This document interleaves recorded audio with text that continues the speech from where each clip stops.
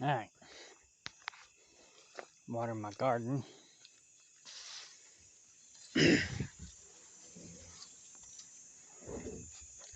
What little bit of a garden I have.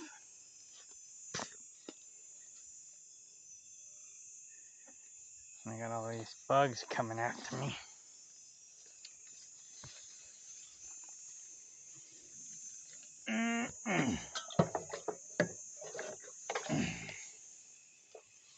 Water the squash first.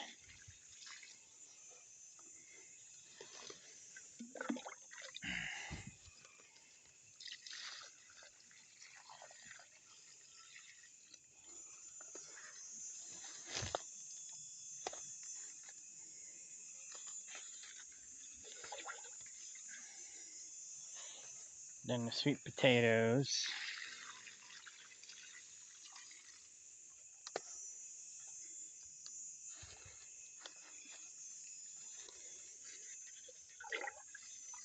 Put some more water in here.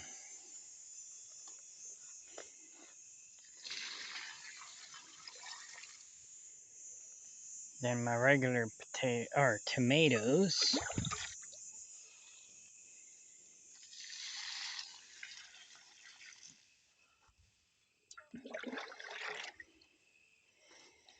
And it's supposed to rain again this week, hopefully.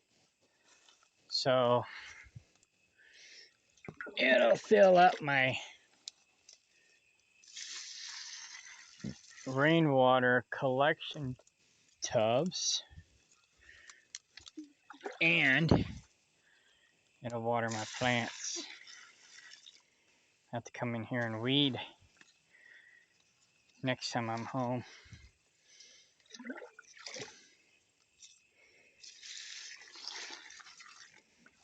I didn't really have time this week.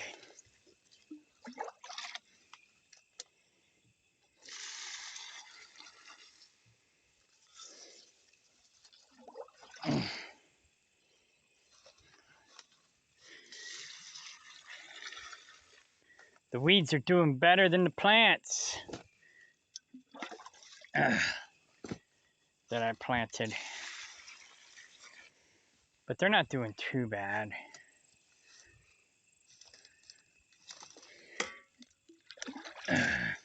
Considering that I don't water them every day because I'm not here every day.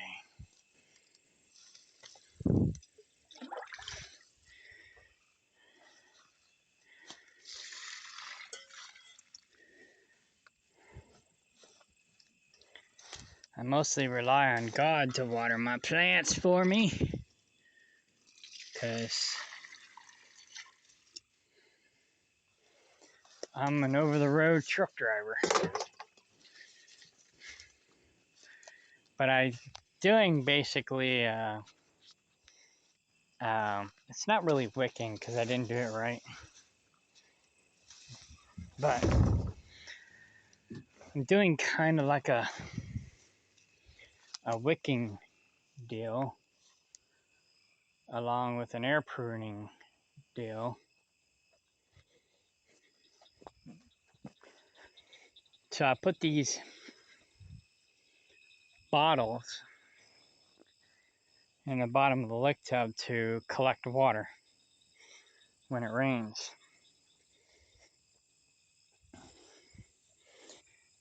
And if that works, then it'll act as a wick for the plants when it's not raining. And but it won't totally flood the bottom of the lick tubs because there's holes in the bottom of the lick tub. So I put these bottles in there, and what I should have done was I should have put like jars instead. The jars would have collected more dirt, but also would have retained the moisture. And then, but also the ones that don't collect the moisture or the water and retain air will act as air pruning. So it's kind of a hit and miss.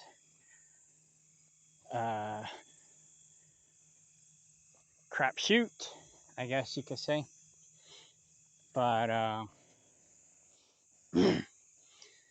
anyways, I'll prepare something better for next year, hopefully, maybe.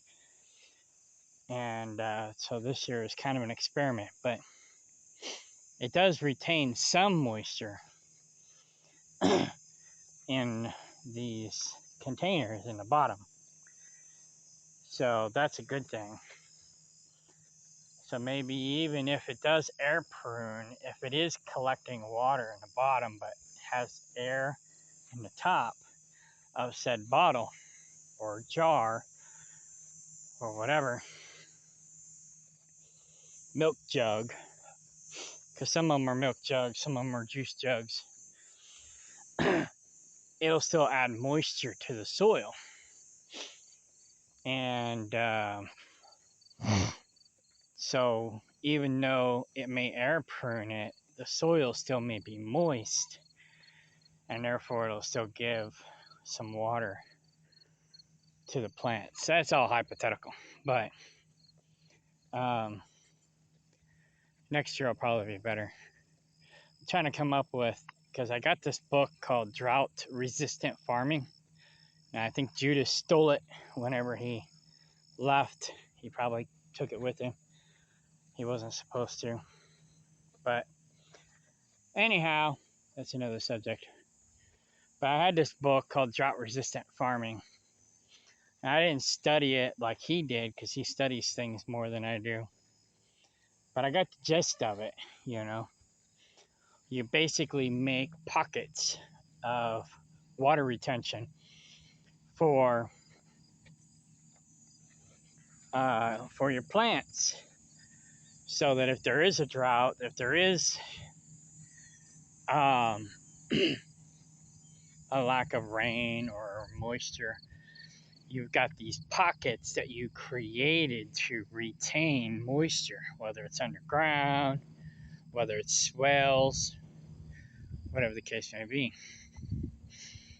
And so that's kind of what I'm doing with the lick tubs. And when I do my raised bed gardens in the future, I'm going to do the same thing with them.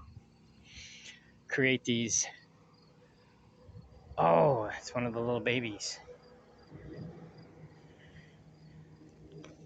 Come here. It's scared. It's okay. If I'm not careful, they'll bite me.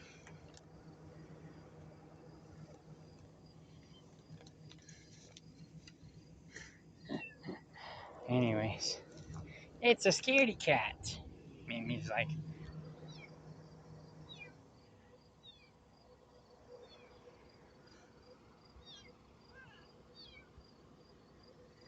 she's just ignoring it. She's like, to hell with that thing. Give me some loving. But anyways, it's called drought resistant farming. And that's basically what I'm working on here, is doing different drought resistant type farming. Anyways, good night.